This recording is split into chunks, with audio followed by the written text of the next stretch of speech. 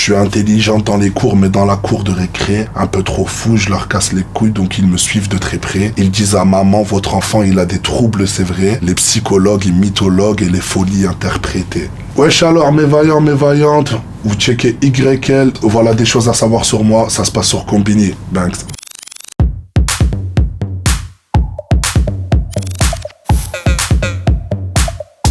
Moi j'étais plutôt le petit du groupe qui les suivait, mais j'étais souvent dans des sons. C'est à eux que je dois, plus particulièrement à Naps et à Saïm, mon premier contact avec le rap, mes premières sessions studio. C'est eux qui sont venus convaincre ma mère que j'allais pas faire des conneries en sortant avec eux. J'étais trop petit à l'époque, je faisais beaucoup de conneries aussi. Et comme tous les rappeurs, je pense, qui viennent d'un quartier ou même d'ailleurs, on a, tu sais, le groupe local qui a...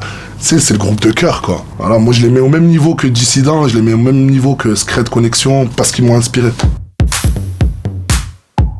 J'ai kiffé parce que j'ai pas eu à apprendre un truc, j'ai pas eu à me travestir ou quoi. Je fais une petite anecdote. Au début, j'étais là avec les réalisateurs, donc Franck et David, et le bail c'est que en fait j'aimais pas le script.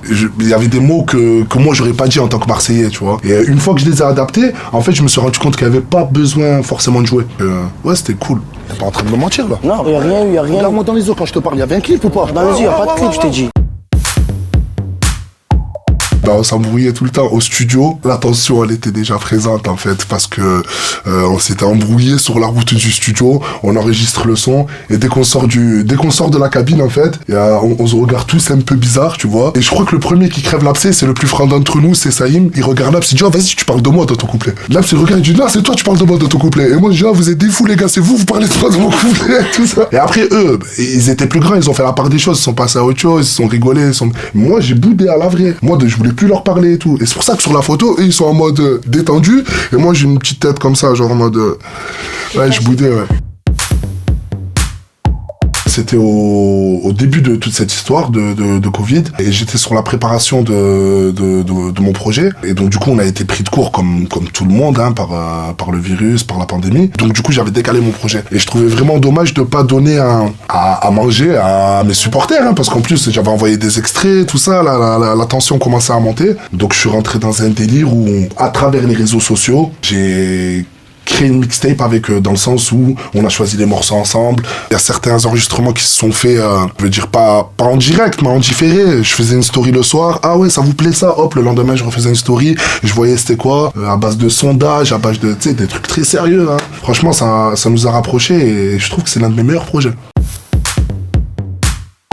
J'étais un enfant perturbé, comme je le dis dans le son. Donc voilà, c'est des trucs que moi-même, je pense que aujourd'hui avec le recul, j'arrive à en parler. Mais pendant longtemps, j'ai refoulé ces souvenirs-là. Et aujourd'hui, avec le recul, je suis un homme accompli, j'arrive à en parler. Et voilà, ça définit la ligne du projet. Je parle de mon enfance, je parle aussi de ma scolarité et des problèmes liés à ma scolarité et à mon comportement, de ce que ça a pu causer à ma mère. Je parle du fait que j'ai été placé en foyer, en semi-foyer en fait. Je parle de ces moments-là qui étaient assez difficiles pour moi. Je suis le dernier fils d'une famille de 7 enfants, que j'ai pas vraiment facilité les choses à ma maman dans ma jeunesse.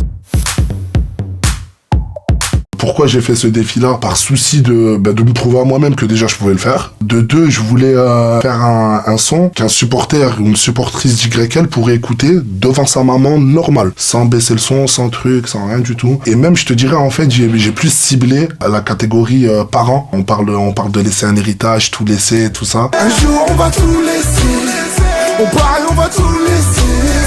Ça résultait de ce défi de toucher peut-être une autre tranche de la population, un peu plus âgée. Pour moi, en fait, il n'est pas question d'être un artiste sans être un narrateur, sans avoir une histoire à raconter. Après, ça n'engage que moi, mais je pense qu'une bonne histoire, il y a une morale à la fin.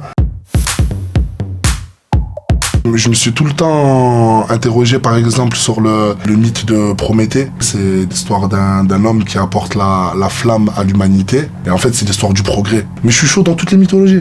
J'aimais beaucoup une bonne partie de ce qui se faisait à l'école. J'ai gardé ce goût-là pour le savoir, la culture. Plus précisément, là, c'est l'histoire. Et d'ailleurs, je voulais faire prof. Parce que je trouve que c'est un métier qui est noble. À l'époque, je me voyais pas faire quelque chose plus tard, un métier où je ne serais pas utile. Voilà, et j'en profite pour faire un big up aux profs, à tous les profs qui combattent tout seuls, parce que leurs conditions, elles sont dures. pense à reprendre des études. Je suis titulaire de mon bac. Il y a une licence que j'ai entamée, mais faut repartir sur autre chose. C'est dans un coin de ma tête. Après, il faut que ça se fasse assez rapidement. Mais on va pas retourner quand même sur les bancs de la fac à 40 ans. J'ai que 25 ans, c'est encore possible, tu vois.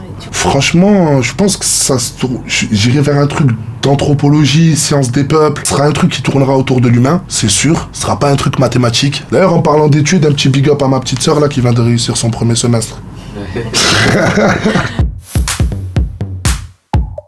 C'est même pas je rêve, ça fait partie du projet, ça. Je veux pas écrire mes mémoires, t'as vu, ce serait trop prétentieux. Mais un truc entre les deux, un truc entre la thèse et les mémoires. Peut-être mon expérience dans le monde du hip-hop serait un peu biographique, mais tu vois, c'est comme pour le cinéma tout à l'heure, t'as vu. Si j'ai pas un truc réellement concret, je me vois pas me lancer pour faire de l'amateurisme. Je préfère me former, prendre mon temps, et dès que c'est le bon moment, dès que je maîtrise le domaine, là j'y vais, j'attaque.